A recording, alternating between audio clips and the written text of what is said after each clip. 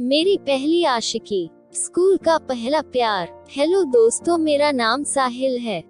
यह मेरी स्कूल वाली प्रेम कहानी है। ये तब की बात है जब मैं 9वीं कक्षा में पढ़ रहा था और मुझे पहली बार प्यार हुआ था। मेरे पापा पुलिस में थे। उस समय हम लोग ऋषिकेश में रहते थे। एक साल गर्मी की छुट्टियों में अचानक से पिताजी का तबादला देहरादून में हो गया और उनके साथ मेरा भी स्कूल बदल गया। उन्होंने मेरा दाखिला देहरादून के एक कॉन्वेंट स्कूल में करवाया। उस स्कूल में मेरा पहला दिन था, इसीलिए मैं समय से पहले पहुंचा और हमेशा की तरह क्लासरूम की मेरी मनपसंद जगह बीच वाली स्कूल बेंच पर जाकर बैठ गया। मैं अपने बेंच पर नई क्लास की किताबें खोलकर देख रहा था। उसी समय मेरी लाइफ में उसकी एंट्री हुई और वह मेरे पास आकर खड़ी हो गई। तब मेरा ध्यान बस किताब में ही था। उसने जरा से तीखे स्वर में कहा, हेलो मिस्टर, यहाँ पर इस लाइन में लड़कियाँ बैठती है और ये मेरी जगह है। चलो तुम वहाँ दाहिने तरफ वाली लाइन में बैठ जाओ जहाँ लड़के बैठते हैं। उसके साथ उसकी सहेलियाँ थी। वो सभी अपने मुंह पर हाथ रखकर हंस रही थी। मैं इतनी सारी लड़कियों को अपने आसपास खड़ा देख थोड़ा घबरा गया था। मैं हाथ बढ़ाते हुए उठा। मैंने एक हाथ में खुली किताब उठाई और दूसरे हाथ में बैग, जो जल्दी जल्दी में खुला ही रह गया था। और जैसे ही मैं बेंच के बीच से बाहर निकला, मेरी खुली हुई बैग में से सारी किताबें और कॉपियां निकलकर उसके पैरों के पास गिर गई। अब वह मेरी तरफ देखने लगी और मैं उसकी तरफ, अभी कुछ देर पहले सुनी हुई उसकी तीखी आवाज से लग रहा था कि वह फट से गुस्सा करेगी। पर अचानक से उसके चेहरे पर एक हल्की सी मुस्कान खिल उठी, जो उस वक्त मेरे दिल पर किसी कार्बन कॉपी की तरह छप गई। मैं बस कुछ लम्हे उस मुस्कान को देखता ही रहा। ये प्रेम कहानी भी पड़े पहले प्यार की आखिरी दास्तान, और उस वक्त क्लास में सिर्फ हम दोनों ही थे। उसकी सहेलियां शायद किसी की चापलूसी करने के खातिर क्लास से बाहर चली गई थी। वो हंसते हुई मुझसे पहले नीचे बैठी और मेरी किताबें उठाने लगी। मैंने वही उसकी ही बगल वाली बेंच पर लड़कों की कतार में अपना बैग रखा और नीचे बैठकर उसके साथ किताबें समेटने लगा। मैंने कहा, माफ करना, मेरी वजह से तुम्हें तकलीफ हुई। उसने मेरी आंखों में देखते हुए कहा, कोई बात नहीं, और खड़ी होकर इकट्ठी की हुई किताबें मेरे हाथ में रख दी। फिर मैंने पूछा, तुम्हारा नाम क्या है? वह बोली, प्रणाली। मैंने उसके बिना पूछे ही मेरा नाम साहिल बता दिया। मैं बस एकटक प्रणाली को ही देखे जा रहा था। वह पहली नजर में होने वाला प्यार था। उस वक्त उसके दिल का क्या हाल था, ये तो मैं नहीं बता सकता, लेकिन एक कातिलाना मुस्कान देकर वह दौड़ते हुए क्लासरूम के बाहर चली गई। तब तक स्कूल में छात्रों की चहल पहल होने लगी थी। कुछ ही देर में नए स्कूल का पहला पीरियड शुरू हो गया। क्लासरूम में मेरी नजरें तो सामने थी, पर ख्यालों में बस प्रणाली की ही मुस्कान थी। मैंने खुद को बहुत रोका, पर नजरें भी बार बार उसकी तरफ मुड़ रही थी। पर मैं जब भी किसी बहाने उसकी तरफ देखता, उसकी नजरें बस ब्लैक बोर्ड पर ही होती थी।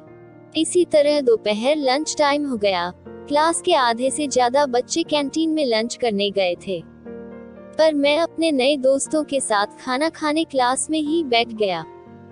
खुशकिस्मती से प्रणाली भी क्लास में बैठी थी और उसके पास में बैठने वाली उसकी सहेली मिराली मेरे पास बैठने वाले सुमित की छोटी बहन थी। यह मुझे तब पता चला जब मिराली सुमित के पास अचार लेने आई थी। मुझे मेरे प्यार तक पहुंचने का रास्ता शायद दिख गया था। लंच के बाद क्लास फिर चालू हुई। मैंने सुमित से अच्छी वाली फ्रेंडशिप कर ली थी।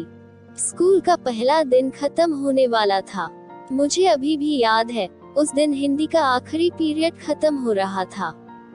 मेरी नजर सामने थी, तभी बोतल का एक ढक्कन लुढ़कते हुए मेरे पैरों के पास आकर रुक गया। मैंने उसे हाथ में उठाया और बस पूछने ही वाला था कि यह ढक्कन किसका है। तभी मेरे कानों ने वही मीठी आवाज फिर से सुनी, साहिल, वह मेरी बोतल का ढक्कन है, इधर दो। प्रणाली मेरी तरफ देखते हुए बोल रही थी। उसके चेहरे पर वही कातिलाना मुस्कान थी। वो मुस्कान याद कर घर जाते जाते मेरा तो दिन बन गया। फिर अगले दिन भी मैं समय से पहले स्कूल में पहुंचा, पर प्रणाली स्कूल में ही नहीं आई थी। मैं बस उसकी बैठने की जगह को बार बार देखे जा रहा था।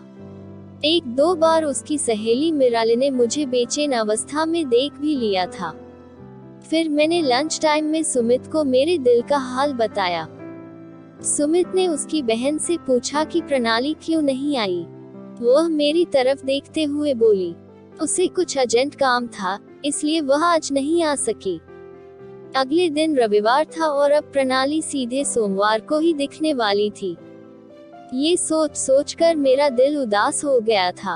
अगली सुबह रविवार को जल्दी उठकर मैं जॉगिंग के लिए और मेरा नया एरिया देखने घर से बाहर निकला था।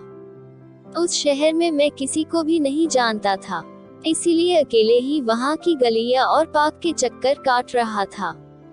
तभी मेरे साथ एक प्यारी दुर्घटना हुई। एक गली में जॉगिंग करते करते मैं एक लेडीज साइकिल से टकरा गया और कमाल की बात, वह साइकिल प्रणाली चला रही थी। वह भी शायद सुबह सुबह ताजी हवा में घूमने निकली थी। जब हम टकराए तब उसने तो खुद को किसी तरह संभाला, पर मेरे दाहिने घुटने में चोट आई और मैं नीचे गिर गया। उस वक्त मेरी नजर प्रणाली के चेहरे पर से हट नहीं रही थी। उसके चेहरे पर काली जुल्फें लहरा रही थी। पिंक जॉगिंग सूट में क्या गजब दिख रही थी। रात भर जिसकी याद में नींद नहीं आ रही थी, वह सुबह मेरे सामने थी। ख्वाब है या सच, कुछ समय के लिए पता ही नहीं चला। फिर मुझे जमीन पर गिरा हुआ देख उसने साइकिल वही छोड़ी और मेरे पास दौड़ी चली आई और मुझे सहारा देकर उठाया। मेरा एक हाथ उसने अपने कंधे पर रखा और मुझे नजदीक के ही एक चौराहे पर बिठा दिया। फिर वहां बैठकर कुछ देर हम दोनों ने बातें की। उसने मुझे बताया कि वह मेरे ही एरिया में ही रहती है। थोड़ी देर इधर उधर की बातें करने के बाद जाते वक्त मैंने उससे पूछा, क्या तुम मुझसे दोस्ती करोगी? जवाब में प्रणाली ने हाँ कहा था। फिर हम रोज एक साथ स्कूल आने जाने लगे। हम दोनों काफी करीबी दोस्त बन गए, एक दूसरे से हर एक बात शेयर करते थे। स्कूल के बाद घर आकर फोन पर घंटों बात करते थे। फिर मैंने 9वीं कक्षा के अंत में उसे प्रपोज किया था और उसने हाँ कहा था।